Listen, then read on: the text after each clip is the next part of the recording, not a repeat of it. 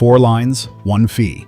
About $216 a year. Money Rachel could have kept just by seeing it before she signed. She switched to a 4-line plan advertised at 1 clean monthly number, the way most people shop. What the ad didn't put next to that number was T-Mobile's regulatory programs and telco recovery fee. $4.49 per voice line every month on every line. 4 lines, 12 months, and the small fee quietly becomes about $216 a year. And T-Mobile's own support page is blunt about it. This is not a government tax. It's a charge T-Mobile collects and keeps. There's one line in that disclosure that makes it perfectly legal to bill you, and I'll show it to you at the end. Once you see how the bill is built, you can't unsee it. Your phone bill is not one price. It's 2 very different things stacked on top of each other, and only one of them is actually out of your control. Bucket 1 is real government charge, sales tax, the 911 fees that fund emergency service, set by where you live. Bucket 2 is everything the carrier adds on its own and keeps. Telling those two apart is the entire skill, because the second bucket is the one you can compare, question, and factor into the real price before you ever sign. Here's how the machine works. The plan gets advertised at a clean monthly number because that's the figure shoppers line up side by side. Then the carrier adds recurring monthly charges on top, usually per line, usually with names that sound official.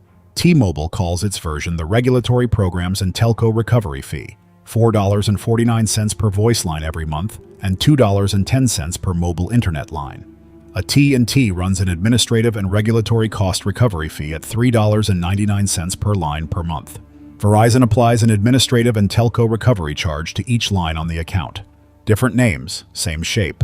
A per-line monthly charge that rides along under the headline price.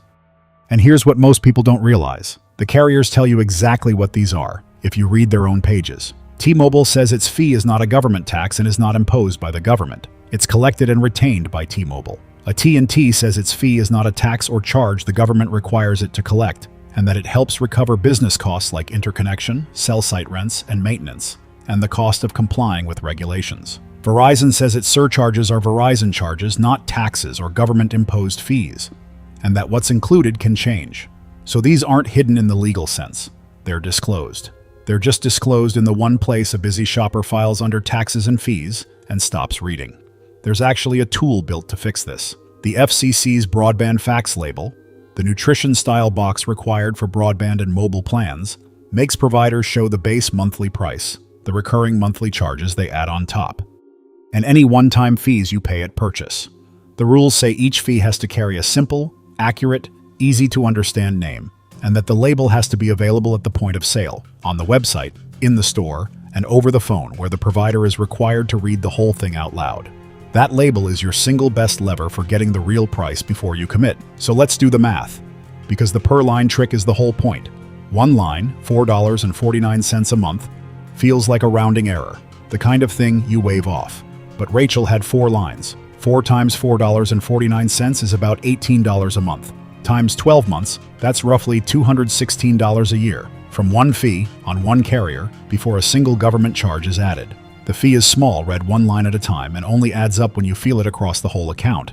And the gap between those two is exactly where the money lives. But the label doesn't quite finish the job, and that's the part most people miss. The FCC declined to require one single universal all-in price, because taxes and some charges genuinely vary by your location and your choices. So the label hands you the base price and the provider's recurring fees.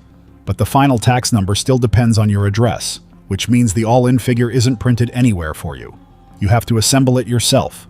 Base price, plus every carrier-imposed fee times your number of lines, plus your local taxes. The pieces are required to be on the table. The total is still yours to add up, which raises the real question.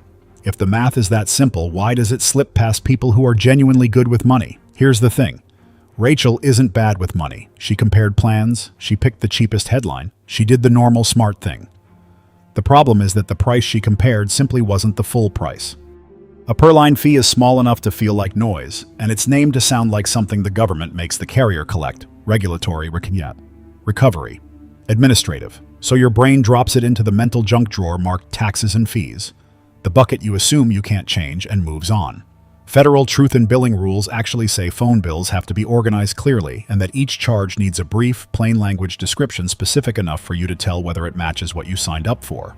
The catch is that a technically accurate name and a name you'd actually notice are not the same thing. This isn't theoretical. Verizon reached a $100 million settlement to resolve consumer claims that it deceptively added administrative fees to monthly bills, and Verizon settled while denying that its bills were deceptive or improper. In a separate, still pending case, plaintiffs alleged that T-Mobile's recovery fee started at $2.71 per line and climbed to $3.49, and that customers could only learn the surcharge after signing up and seeing the bill. Those are allegations, not proven facts, but they point at the same friction.